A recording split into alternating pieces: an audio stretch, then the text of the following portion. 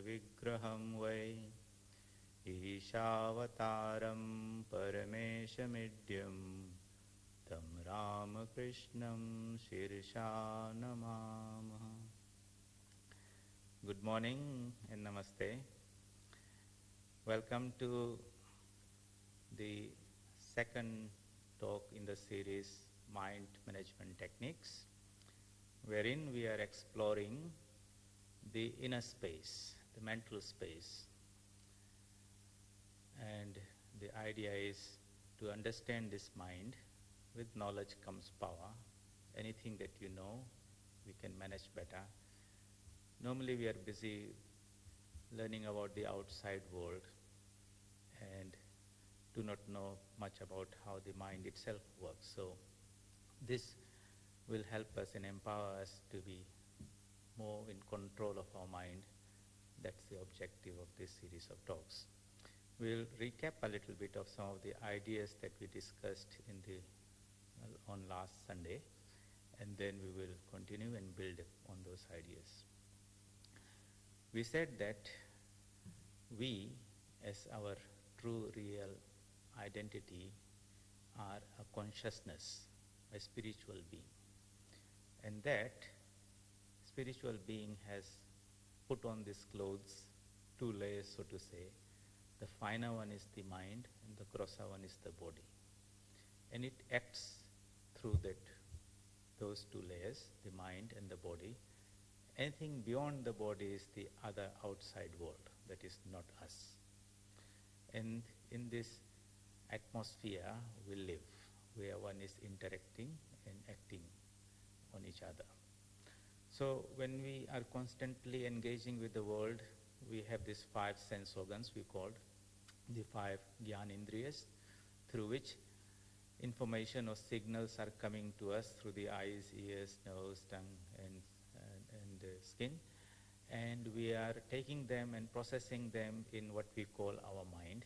We traced how that happens, how the light signal or the vibration in the air is converted into an electrical signal through the eye or the ear and taken to that particular part of the brain through the optic nerve of the auditory nerve. And therein an image is created, and that image is then classified and sorted out and indexed into somewhere and stored, so that the next time you see or hear the same sound, same thing, or hear the same sound, immediately you have a meaning to it and say, yes, that animal is called a dog, or there's a cow, because the first time I saw, I didn't have a label or name to it. Afterwards somebody told, and that's how we keep on building this information. And those information in our minds, we play around with that, we communicate with them, we compose speech and music and all those things out of that. Now, we gave the example of a lake of the mind, in which we said that imagine there's a lake in which you toss a pebble, the stone hitting the surface of the pebble makes the lake respond or react, so to say, by creating those concentric circles that we can see for a while on the surface. And then that's not all of it. The reaction is also transmitted to the bottom of the lake, where it leaves an impression on the soft clay, which we say is the memory, and that can again come to the surface and express itself, and you say, I remember, I recollect.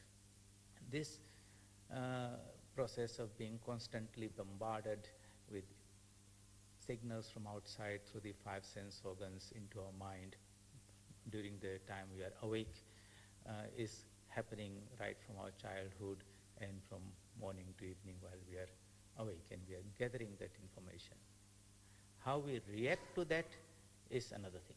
Different people react differently depending on how their own minds have been conditioned, and how much, what's the constitution of the whole mind. So, when we want to say we want to have a technique by which we have greater mastery over the mind, greater control of the mind, we have to understand how that really works. What does it mean to have control, or who can control? So if I, for example, want to raise my hand from the desk to here, in that process, it was a controlled movement. Well, how did it happen? So the hand is a physical part of my body. It's flesh and bones and all those type of things. And those who are students of biology will know that the brain generated different types of electrical signals that became these nerve currents, very small micro-milliamperes, whatever, microamperes, which made the muscles contract in a particular way, and that coordinated movement of so many muscles contracting in a systematic way resulted in the hand moving from the tabletop to another level. So a gross thing like a piece of flesh, a body is being moved by something very, very fine, nerve currents. And here's a little bit of equation we can see. Something finer is controlling something gross. It could be my hand, it could be the elephant moving down the street. The elephant's brain is generating constantly these nerves, brain signals which become nerve currents, and this whole elephant is moving also. And then we'll ask the question, what controls the nerve currents? Then you'll say, there was a thought in the mind which said, I should move my hand from this tabletop to this level. Now, have you seen a thought? No, but we are aware of its presence because it's something happening at a deeper level, in a more subtle level, in what we call the mind.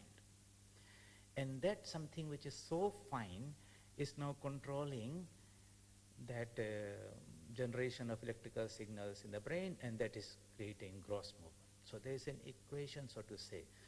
The gross hand is moved by the fine nerve currents. The nerve currents are even controlled by something even finer, which is a thought. So when we say that we want to have control over the thought process itself, then from this logical thinking, we should have access to something which is even finer than these mental thoughts that are coming. You cannot control the thoughts with the thoughts itself. Something finer is necessary. So we can see the logic of it. And if we do not empower or develop that faculty in us, then this task of controlling the mind is almost impossible, because you're trying to control it. And you'll find that most people, when they try to sit down and try to control their mind, the problem is the mind is running everywhere, maybe even more restless, because you don't have the right tools. So the first thing logically would be to acquire that tool by which you'll be able to control the thought process. So today we will try to look a little bit into that. And we'll see then how through the process of introspection, reflection, meditation, we build those tools. Now these tools are not coming from outside. That's another thing. How do we build those tools? Okay, we do it by repeatedly doing something which is called an exercise. Power comes through exercise. You want to have a strong body, a lot of muscles and all that strong muscles, so you know that much that if you go to a gymnasium and the instructor will give you a series of exercises to do in a systematic way, and he'll supervise you and guide you. Maybe he'll even explain to you with the help of some drawings, these are the muscles. But anyway, if you do those exercises sincerely, repeatedly over time, and also if you take the right type of food, then after some months you'll have these muscles bulging up. They're there all the time, but now they're developing. Likewise, when you want to develop the strength of the mind, so to say, then we also do exercises. So just like we had physical food for the body, we have thoughts and ideas which are food for the mind, and we systematically assimilate them and exercise them through a system of training which is called the school, the education system, so to say. And that's why you have got something called, at the end of a chapter in a book, exercises. And there are books called exercise books. And you do those things again and again, and after some time you find that mental capacity has been developed where you can take a complex problem, you can understand it, and you can bring out a solution. You've mastered that. So that is, again, There is food for the mind, and exercises brings out a power. Exercise is necessary to bring out that power. And so this is a discipline there. That's why meditation is a discipline, something you will do repeatedly again and again, and as you exercise that from within itself, from not from outside, from within you, a power that is lying dormant in us will awaken up. So physical body, mental body, something finer is there.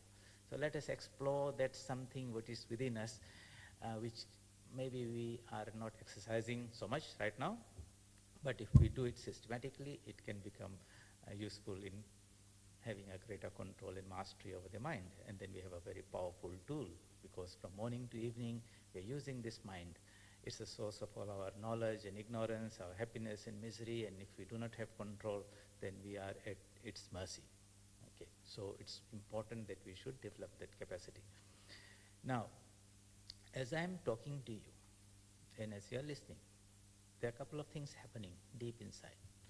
I have certain ideas in my head, which I'm trying to communicate to you through this medium of language. Those ideas I encode through the use of words and phrases and sentences, and I structure them in a systematic way with some examples and stories and all those type of things, and I try to put it in a nice way, and it's transmitted to you. You are here or listening from home. Then you try to do the reverse of that. You decode it, and so what do the words and the phrases and the sentences mean? And the idea is that you will replicate the idea that is in my head through this process of modulation and demodulation. That's where the word modem comes from. That's talking communication technology, but the same idea is there. We use language to modulate an idea and demodulate it so that the idea that's in my head gets transmitted into your head. Okay. So in that process, while I'm doing this, there's a part of my mind that is actively engaged in this process of encoding the language. It's doing something, which is the active mind. We'll call it the active mind, the one who is doing the thing. But there is, at the same time, another part of my mind which is watching this process internally from within. I'm watching how well I am encoding that. Am I picking up the right words, the right phrases? Have I explained this idea sufficiently? I'm looking at the feedback from you. If I see that as an idea, an expression that you've understood the idea, then I probably will proceed. But if I see there's a question mark there, maybe I'll explain a little bit more. So two things are happening. One is the active mind doing the process of this communication. The other is the observer mind, which is observing this process. Okay.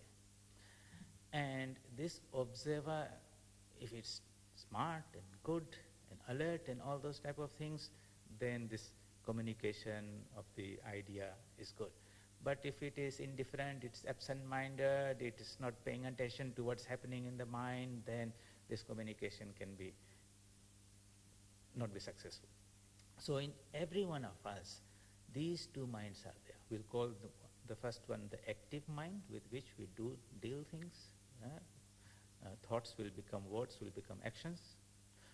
And there's a reflective mind, which is the observer, the witness, the watchman, who's seeing the whole thing without getting too much involved in the thing. Those who have this observer mind developed more, you will find, are the ones who make better decisions at the right time, who are not judgmental, so to say, who make objective decisions and things, who are in more control of their actions. They choose their words. Whatever they say with precision, and the information is communicated in few words and things like that. Others are there where this observer is not very much, and here you will see these people are talking and blabbering and randomly and repeating the same idea again and again, and he might be speaking for 5 minutes, and you after some time switched off. You're not even paying any heed to that person. So much noise with little bit of information, you say. You'll find some people by nature become like that. There are some people who are very thoughtful. You'll find that they say a few words. And when he says something, everyone pays attention and listens because this man will say something. Others are there, there's not much content, not very organized. So they just talk and no one pays attention to them. You'll find such people in your families, among your friends. Whom do you listen to with attention? These are the people who are thoughtful people, we say, who think about it, and he says something, you want to listen because there's something embedded in there. So these faculties are differently developed in different people and in different stages of life. In a child, you will see this observer mind, the supervisor mind, the one that is the will, or the one who has got this discrimination and judgment, is not so well developed. So the child has to be constantly supervised by the mother. All the time she has to look one to one. As the child grows a little bit in a classroom, he goes or she goes to the kindergarten where one teacher can supervise 10 of them. They have some development, but not so much. In a high school, a teacher can take 40 of them or 30 of them because they have some sense of control, and this teacher still has to give, the supervisor has to still keep an eye on them. And we pass over the teen years and we become sort of mature at whatever, 20 or something like that, then people say, that person has developed some maturity. That means the inner capacity, the reflective mind with good powers of discrimination and decision making and all those type of things have developed. He can be left on his own, is responsible and all those type of things. This reflective mind is very, very important in developing our capacity for our managing our own mind, our thoughts, our emotions and all that. So how do we develop this systematically? And that's where this process of japa and meditation and all those things will come. But the psychology, the philosophy, how it's happening inside is what we're trying to understand now. So let's look at that mind lake again. The mind is like a lake. Somebody throws a pebble to it, and the mind reacts. We see these concentric circles, and some impression is left at the bottom of the mind.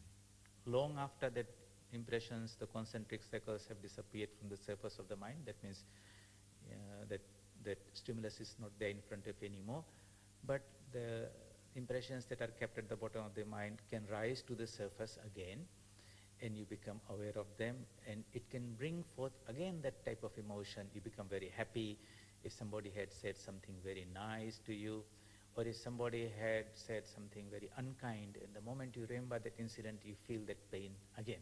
That person is not there anymore, but this time, whatever was collected in your memory has come to the surface, and simultaneously it brings that pain. You don't want that pain. Okay, but you don't have any control to wish it away. And sometimes it comes again and again and again. It could be something that was troubling you, and it left an impression at the bottom of the mind. And now repeatedly it's coming back from the subconscious mind to the surface, and you are getting caught in that loop of worrying. And you want to shake it off, but you can't shake it off, and it takes away that vital energy and enthusiasm and everything like that. So these are minds that are not in our control. What would be the ideal mind? Ideal state? The ideal state would be that you will not react. I will not react. So we cannot control the world outside because it will keep on impinging on us. You can't control what people say to you. But whether you're going to react to that or not, if we had that power, then we have empowered ourselves by not contributing our half to it. The world will give one part. We also contribute the other half, only then the effect takes place. If we can withhold that from happening, for example, if somebody wants to tease you, for example, okay, so he or she passes some comment to you. And if you react, that you get all excited and you say something back, then that teasing has been successful for them. He might say something else and play around with you. And before you know, they are putting in some words and making you dance up and down, and you're getting excited and all those type of things. That's one person who didn't have much control. Immediately they react. So you'll find such people are there who are very touchy, so to say. You say something, immediately they react, no control. And they become the playthings in the hands of people around them. They make them happy next moment, one moment, then bring them. Other people are there, you may say something, and you see there's no reaction. You say something else, there's no reaction. And after third attempt, you let him be. There's not much fun because that guy is not reacting. So it is the reaction that is the problem. The first person might be very unhappy and blame the guy who has said something. That person was not so nice, he said this to me. He's a bad guy, I don't want to see him, this and that. But the real problem is not with that person. The problem is our reaction to what he was saying. And so in spiritual life, we try to always have this subjective approach to find a solution. We don't try to change the world and the people around. It's impossible to do that. But we try to empower ourselves so that we will not react to that. This idea that our reaction to the world is the source of happiness or misery is a very, very important idea. And this reflective mind empowers us not to react. It does not simply burst into an action. A reflective mind is watching the inner functionings of the thoughts that are coming. Okay, for example, again we go to that lake. In summer it had become a pool of water, and you threw a stone, and the reaction was those concentric circles. You go to that same pool in winter, and you see it's frozen. You throw that same stone, and there's no reaction. Okay. Or the reflective mind is also seeing when we remember some things, okay, and most of the time we are remembering things that are constantly coming from the bottom of our own previous experiences, and there might be a thought coming from the deep within the subconscious, where all the memories or experiences are left in the chitta. It's like, in the analogy I can give, you might have seen sometimes from that bottom of that little lake where that soft clay is there, a little bubble comes up. And it starts with a little thing and it begins to rise higher and higher and higher, and then it comes to the surface and it bursts. That bursting is happening at the conscious mind. It came from the subconscious mind. There was a period in between where the transition was taking place. When that reflective mind is strong and watchful of what's happening within, it will be able to perceive that bubble rising much earlier or before it bursts on the surface. And because it is watchful, it's alert, it can nip it there itself. So you will see, sometimes it might be a conversation, something is being said that you don't like, and the reaction could be a little anger. But you can feel that I'm getting angry.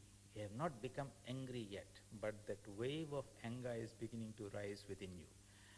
And since you don't want to get angry and lose control of the situation, somebody might just say, okay, I'll just get out of this place for a few minutes, calm down, and then I come.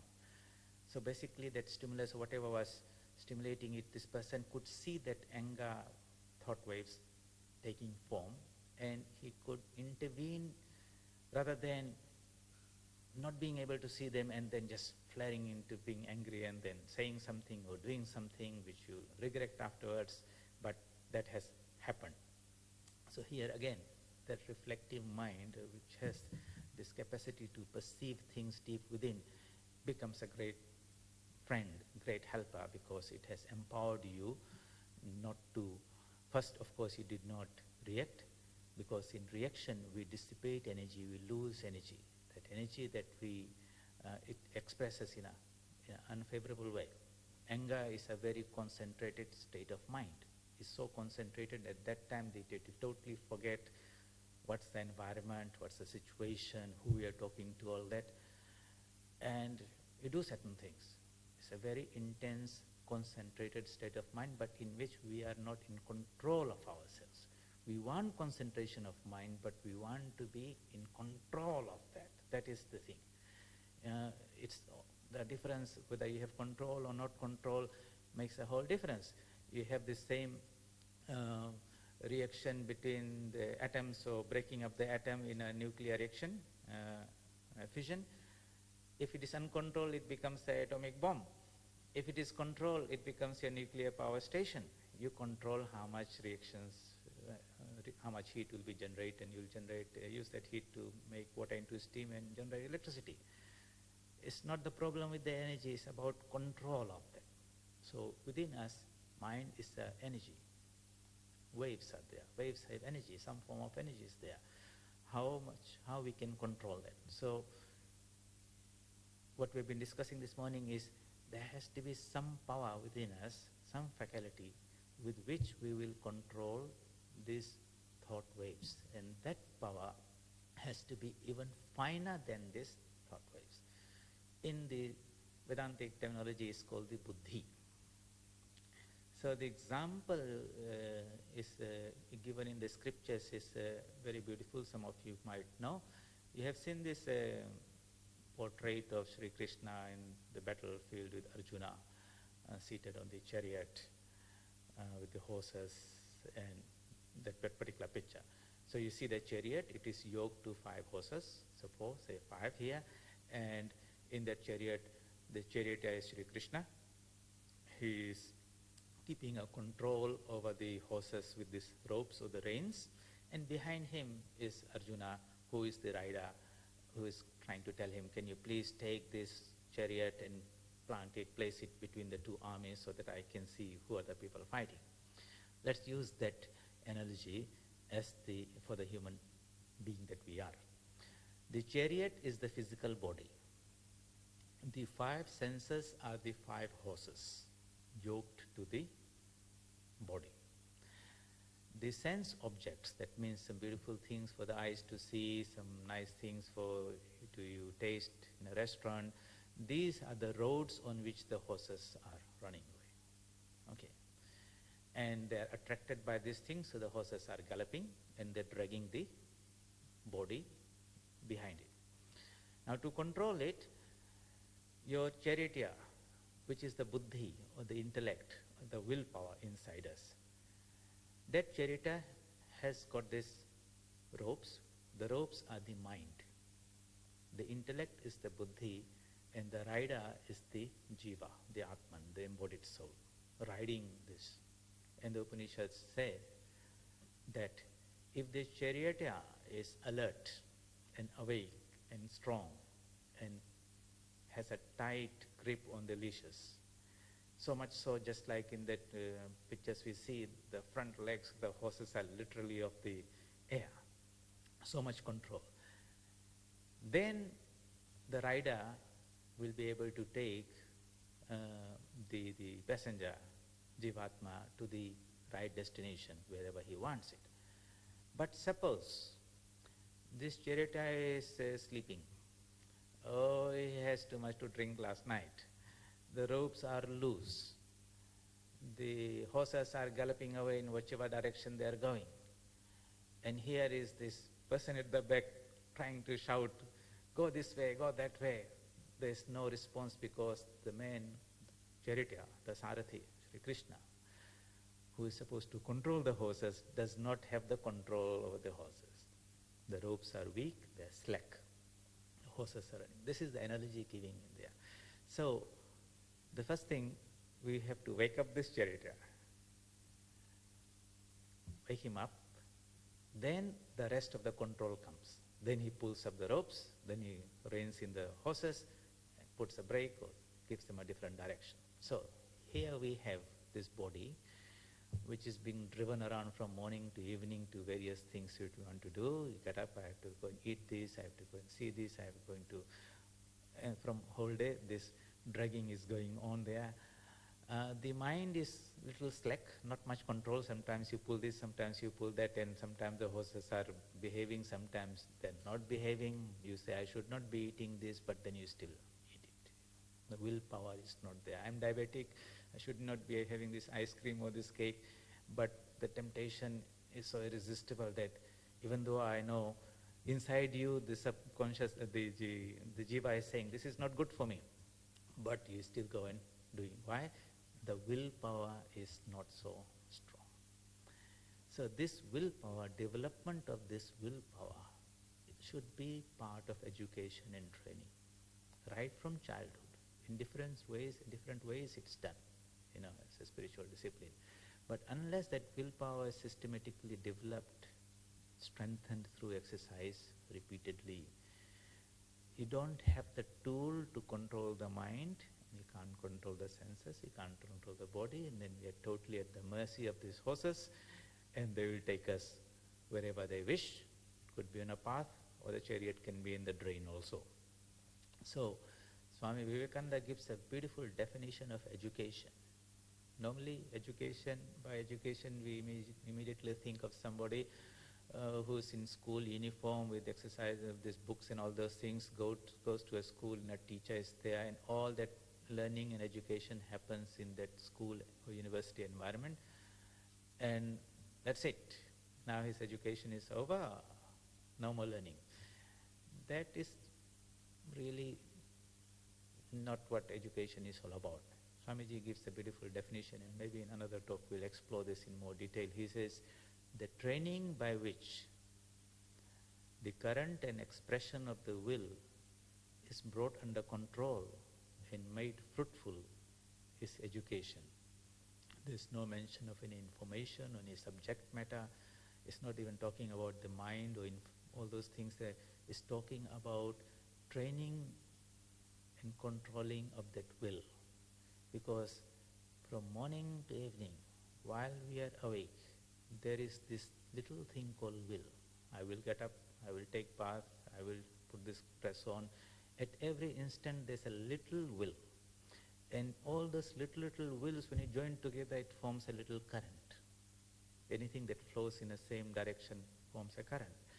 And if those people who have got a strong will, they will maintain a particular sense and direction until that goal is achieved. And those who don't have a very strong will, then the moment they hit some difficulties, they try to go left, right and center or around it, not through it. The perseverance is not there, the patience is not there. That is a wonderful subject on its own. And this whole life is the school in which we find so many exercises by which we can keep on systematically developing that will. If we are alert to that idea of what education is and how it can empower us. Work is not a work, everything is an exercise, there are no problems, everything is a challenge where we will pit our will against the forces or challenges outside, and we have access to a higher power inside us that will help us surmount those problems. So everything is looked from a perspective of subjective growth and development, and not as problems from which we need to hide and run away. Then we miss the whole purpose of this coming into this world, and we don't get the benefit. We suffer, but the exercise doesn't come. That's why Swami Vivekananda says, this world is a gymnasium where we come to do exercises to make ourselves spiritually stronger. So in the gymnasium, there are a lot of painful exercises out there, but they are exercises, and exercises bring power to us. So that's another subject maybe we'll take later. We come back to this will power, which empowers us not to react. The reaction is the problem at all times. Anger is a reaction, which is unhealthy. Kama, krodha, lobha, greed. So all the 6 enemies that we say in a spiritual life are reactions to things. And if we empower ourselves not to react, we have saved ourselves a lot of problem. The reaction can be instantaneous. Okay, somebody says something and you get angry there and then, or it can be a delayed reaction. So there's a story. There is this farmer who had this laborers on his farm. One day he was not very happy with him, and he scolded him and called him a hippo. There was no reaction from the guy. Then 3 months later, this servant sued the farmer, took him to court. What's the problem? This guy called me a hippo. The judge was very surprised. Yeah, that's an insult. He should not have used such a language. When did he call you a hippo? And that was done 3 months ago. So judge said, why do you bring this to me now? He said, only the other day I saw a hippo. And then I understood what this hippo means, and I felt very much insulted. You see, so let's analyze this. When the first time he was called a hippo, this guy had no idea what a hippo was. So there was a word, but there was no appropriate image in his mind to show what type of animal there is. So there was no reaction. When later on he saw that particular animal and understood this is not, he did not compliment me, he said something that was not very nice, the reaction was in anger. Okay, and the moment he reacted, he took him to court. So, the word itself was not a problem, it's the reaction which happens so much afterwards is the problem. And it's the same at the mental level and at the physical level. Now here in this world, we are having this global crisis which is called this coronavirus. Okay. Is the virus the problem? Well, those who know a little bit of what the doctors are saying, the virus is not the problem. Virus is simply some DNA and protein that enters into our body. It enters into our cell, uses the components of our cell and begins to replicate itself. It's just a little, it's not even considered to be a living thing. But when the body sees that some foreign body has entered, it reacts. In its reaction, it raises the body temperature, thinking that it will make it uncomfortable for this virus. And it secretes a particular chemical, which gives a signal to the rest of the body that we have been invaded, let us prepare an antibody. Now, that reaction sometimes is overdone. And the chemical that is released, I think it's called cytokines or something like that, it causes inflammation of the cells. So suddenly the cells in the body get inflamed, whether it's the heart cells or the lung cells or the kidney cells or the liver cells. And when there's an overdose of these chemicals and overdose of inflammation, that kills that person.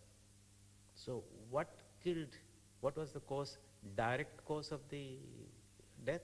The direct cause was this overdose of something that was secreted by the body. We overreacted. But not everyone overreacts. So young people whose immune system is finely balanced and healthy, they see that virus comes in, but they don't overdose themselves with that chemical, and so you don't see any symptoms, maybe slight fever and something like that, and in the process, the body has sufficient time to build the antibodies, and the virus still there in the body, or you have built your defense mechanism, it is not harming us. But when we are not able to respond appropriately because our immune system is lethargic or is not finely tuned, it is becoming very old, or we have been abusing the body through too much alcohol or cigarettes or drugs, or keeping ourselves in very highly stressful state, that this whole system was not finely tuned, and in that weakened state, a little virus comes and destroys us. Bottom line is same. The virus or the word that was hippo was said, they were not the direct causes. It is our reaction to those things that kills us. And so, if we want to be empowered, then how do we develop this capacity so that we will not react? So in the complete works of Swami Vivekananda, he gives 3-word advice. I still remember, do not react. Do not react. Yes, we don't want to react, but do we have the power not to react? So how do we develop that power? When we're discussing mind management techniques, then we understand this chitta, the mind stuff, is being constantly bombarded by things from outside world, over which we don't have much control. Okay? And if we can develop that faculty by which we can prevent our lake of the mind from being disturbed into this ripples, so to say, then we are not affected by those outside things. But if we don't have that capacity, then it's not simply one pebble that's being thrown. All types of sensations are coming from outside, either through people or the newspapers, or you're watching this news every day showing what this coronavirus is doing around the world, and it sort of builds up and builds up and builds up, and you'll find that the whole mind has become full of thousands of waves, totally confused and disturbed, and everything is there. And on top of that, your own inherent fears and apprehensions coming from the subconscious mind. Imagine this lake is now full of so much waves that you can't perceive what is at the bottom of the lake. So in that type of mind, mental state, most of the people are living. Sometimes it will less, sometimes it will more, but most of the time it is not a lake that is like a sheet, like a mirror. Okay. So the ideal state is that in which there is not a single wave. And that is the definition of yoga. In the Patanjali Yoga Sutras, first word, yoga is chitta vritti nirodha. Chitta is the mind, the lake.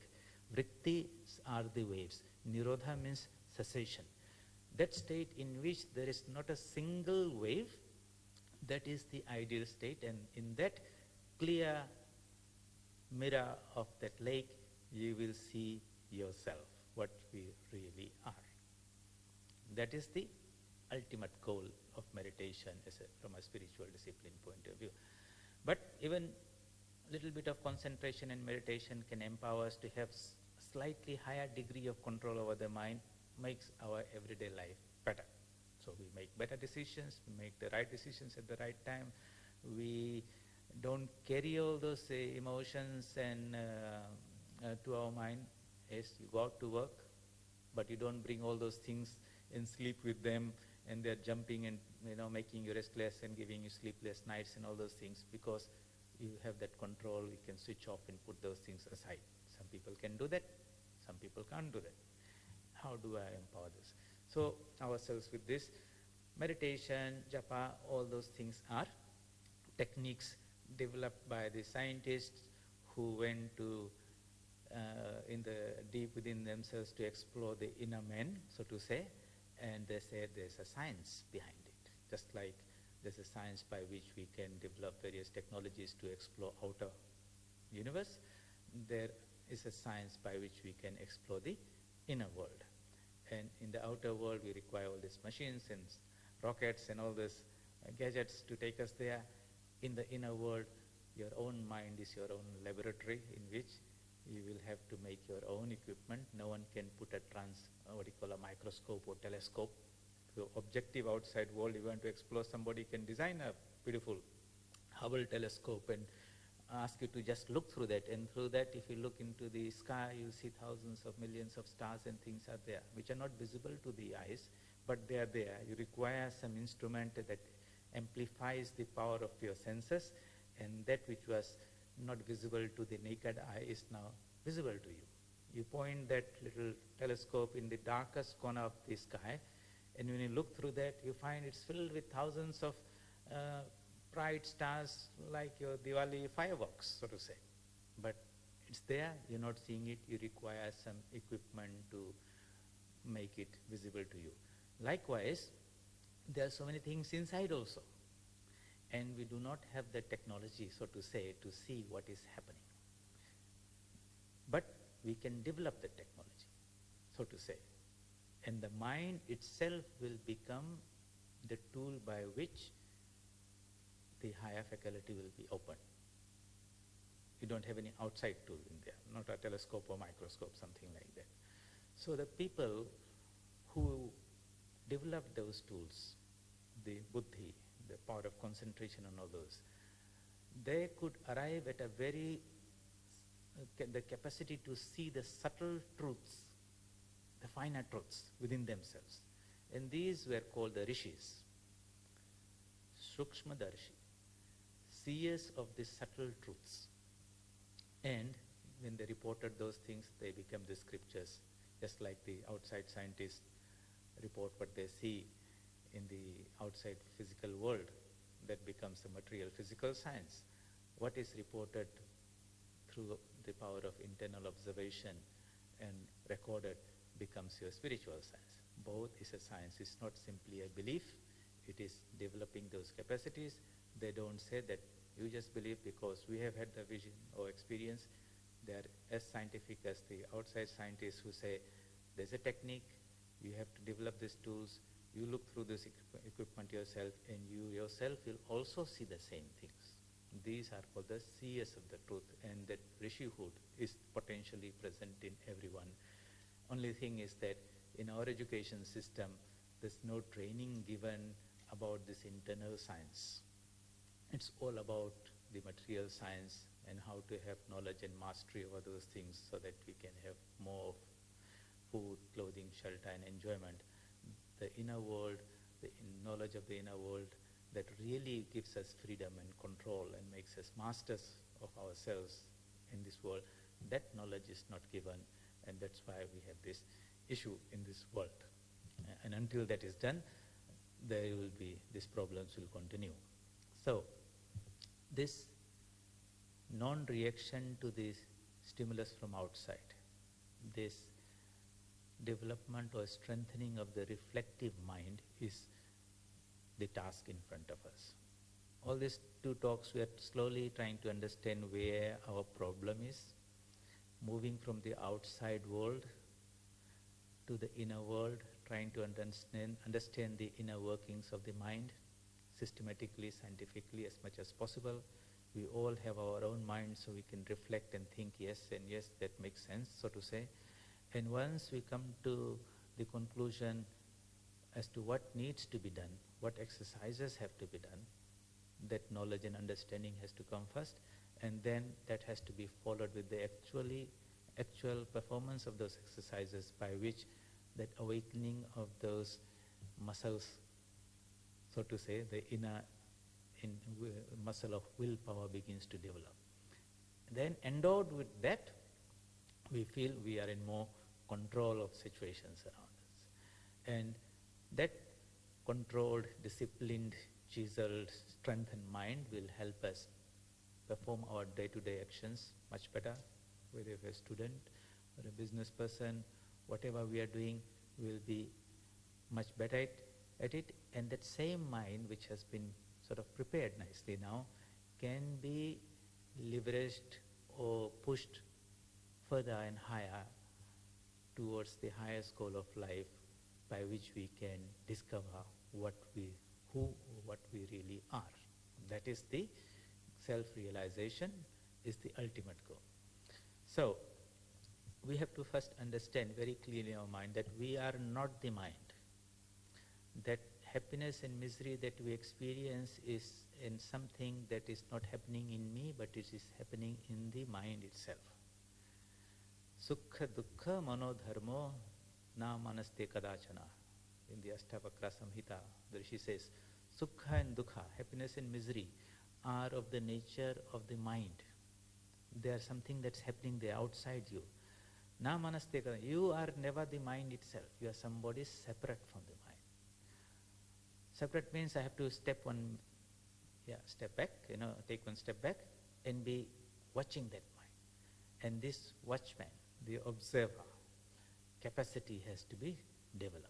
So how do we do it? Well, you might want to sit down in meditation and observe your mind happening, or always have a alertness in your everyday life, not to be involved with that action, but keep yourself slightly detached as an observer of things happening around you. Meditation is a controlled experiment exercise you do morning and evening, but this world is the gymnasium. Here itself we can do. But we are alert that I will be not getting involved in everything. I'll watch things objectively. I'll not react. I'll not say something. I'll not jump to conclusions. I will not speak so much. If I speak, I will choose my words and say in the minimum words where I don't need to get involved in a conversation or discussion. I will not jump into it. All the time I'm trying to be detached, separate as an observer, and empowering myself. Every opportunity is an exercise for me, preventing me to get into that. So you'll find that you'll become quieter, you'll not get into arguments or anything with anyone. You'll not try to have any opinion on any and every topic. You will say, yes, everyone has an opinion based on some information they have. Do I have to express myself? Do I have to have that on every topic? Who cares? No one cares. Do I need to know what's happening throughout the world and who's doing why and what? No.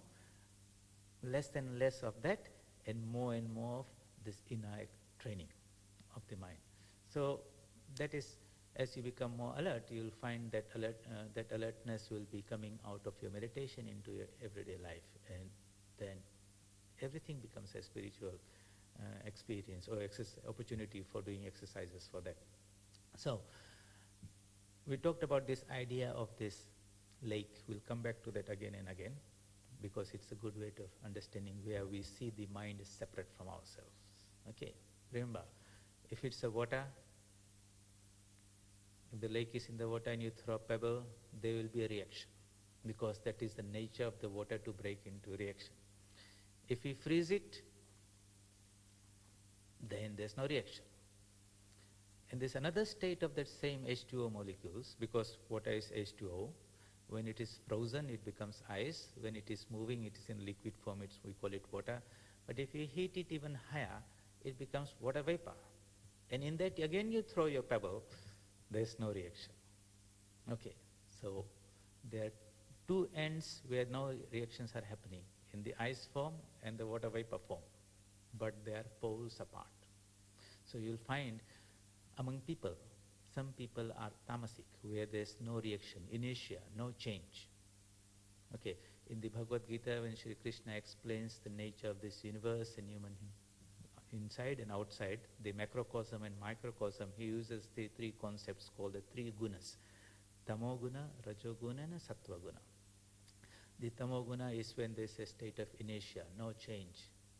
Okay, darkness, no effect, no reaction. Rajoguna is very sensitive, full of passion and active and energy. And Sattvaguna is again that calm, collected, serene state. So if a person is very tamasic, you go and say something very unkind to him, he also might not react. The one on the other sattvic side, because of his power of discrimination and observance, he just checks his mind, he also does not react. The one in the middle acts and reacts. So we don't want to be that tamasic, non-reacting type. That's not our ideal. Ideal is to transcend the rajogun and become sattvic. In that, no reaction also takes place. Meditation proper begins to happen when we develop some degree of that sattvaguna. Okay, not that tamoguna there. So today, before we finish, I will introduce another concept, another analogy. Using this, we can understand the functioning of the mind, internal observation. You might have been to this old movie theaters before this TV and digital IMAX and all those things came, where you went and sat in the cinema hall and you see this big wide screen and waiting for the movie to start. People have moved in and all that, and after some time you see there's a big light that shines straight onto the screen. Okay, the whole screen lights up and you see that light on there.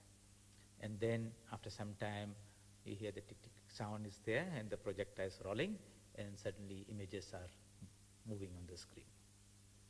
So we have three things here. One is the screen, the canvas on which the image is projected. The other is the movie reel in which that whole movie is encoded. Okay, and if you take the strip of that movie and you look it in your hand, what do you see? You see pictures. Similar pictures are there. They're not moving. There's some images, black and white, where the light can go through it or cannot go through it. That's what is showing. And then you have this beam of light, which is the source of the projector. Use that analogy.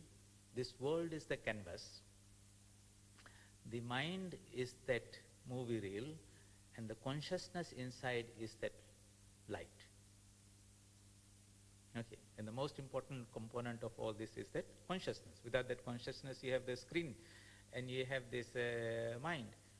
And just like when you go to sleep, the world is still there, the mind is still there. But somehow the consciousness has been switched off and you don't even know who you are, where you are, and you don't perceive. Your eyes are there, ears are still there, everything is there, but that perception is not happening. And you wake up and the projector switches on and the movie begins to roll, and then you begin to see all those things. What do you really see? Do you see the light, or you should see the shadows? Interesting thing. So if I have a PowerPoint projector, and so again similar thing is there, I make a slide with a little dot in the center and project it and ask you, what do you see? Almost immediately people will say, I see a dot in the center of the screen. How many would say, I see a whole screen full of light with a little dot there? We want to see things that are defined. We like to see forms. We like to see things that are limited. We like to see the shadows. You go to a room in which there's no furniture, nothing. Send somebody there. And he asked him, what did you see? He said there was nothing there. It was totally empty. He did not come back and say, it was full of space. So, this space in which everything is contained, this light through which we see everything, that is that light of consciousness. We are not aware of it, even though it is right there all the time in front of us. In it, everything is contained, all our thoughts are happening in there, our observations are happening there. By the power of that light, all those things are happening, just like in this movie, this projector is shining through, and because of that we are seeing. What we are seeing is not the light, but the shadows. Those images in that film don't allow the light to go through, that appear as black shadows, and our attention is not focused on the light on the screen, but on the shadows of it. That's an important thing to understand, and we'll take this idea and develop it. Of course, that was the old way of projecting, where seeing a movie, we had a screen out there, we had this film roll, which is not really moving in itself. They are static pictures, just like the film that you have out of a camera. But suddenly, when it is rolling, you see a motion picture on the screen. How we have motion out of something which is not moving itself. There's another illusion it creates in there. And this light of consciousness that we really are. So in the real search for truth, the student goes to the teacher and say, it's very nice to see all these nice images, and that this world is that canvas. It's made of time, space, and causation. Space, three-dimensional. Time is the succession between two events, and causation is that linkage between one cause and effect, cause and effect. And in that, this whole image is projected, and it's not only stationary like in a room, like a fixed thing, but in time it's changing, so the trees are growing, people are being born. On that canvas, this whole universe is being projected, but there is something through which that projection takes place, and that is the cosmic mind. And behind that is that power of consciousness which projects itself. So, we will take this idea and develop it a little further and see how it can help us have a clear understanding or some model by which we can understand the inner workings of the mind. It's a very interesting subject. You need to reflect on that deeply and see how we can have some tools and models by which we can understand what the mind is, how it functions, and then how do we develop some of those tools, the willpower and all those by which we have the capacity to control the waves and not to react, because we understood the world will act on us, our reaction is a problem. And when we can hold ourselves totally without any activity, so to say, the whole mind is totally like a spectator, then the whole picture of this whole world and life, everything changes. When we see that which is an apparently terrible world is like a great drama, behind which is the cosmic creator, and runs through this whole drama through this cosmic mind, in which you and I, embodied in this body-mind complex, are his playthings, his toys. But that is the macrocosmic way of looking at it. We start from where we are, We go within ourselves, exploring through the mind. We come to the source of what we really are. And then when we come out of it, reverse process, the whole world comes out to be totally different. This is what Sri Ramakrishna teaches. Through the path of negation, we go to the ultimate level, and when you come down, one is called going through the path of jnana, and the other one is called vijnana, in which everything is then bathed in that knowledge of that spiritual consciousness, and you are aware of that light all the time, present in everything, in every name, in every form. That cosmic power which is penetrating and acting through everything, he called his Divine Mother Kali. And he would say, my Divine Mother alone has become the 24 cosmic principles and all living beings. And from that perspective, this world is a wonderful play. But in our perspective, when we are not aware of that cosmic consciousness there and the divine power flowing and acting through this, then this world is a world of terror and suffering. So the solution is in how we perceive. And knowledge, spiritual knowledge, gives us that enlightened outlook. At least through these discussions and reading of the scriptures, you have a conceptual idea. And through sadhana, when you develop that capacity, you have the experiential idea. And that experience or realization is what spirituality and religion is all about. But we start from where we are, and we try to go inwards and hit that bedrock of what we really are. And we discover that we are not this body, we are not even this mind, we are that infinite Atman, which is eternal, immortal, of the nature of infinite existence, infinite knowledge, infinite bliss, infinite purity, beauty, and all the wonderful things that we can think. That is our divine birthright. Somehow we have become entangled in this body-mind complex, and with that we become entangled in this world, and that's where all the problems are. The process is to withdraw and go back, and you find within us is that peace that surpasseth all understanding, as Christ says in the Bible, Param Shanti, that is within us, and that is the way to freedom, happiness, beauty, purity, liberation, and it is within us, not out there. We'll take this up a little bit more next week, and try to look at some, explore this a little better, a little more, and then look at the practical practices by which we can uncover this hidden potential that is in us. Om Asato Ma Sadgamaya Tamaso Ma Jyotirgamaya Mrityorma Amritam Gamaya.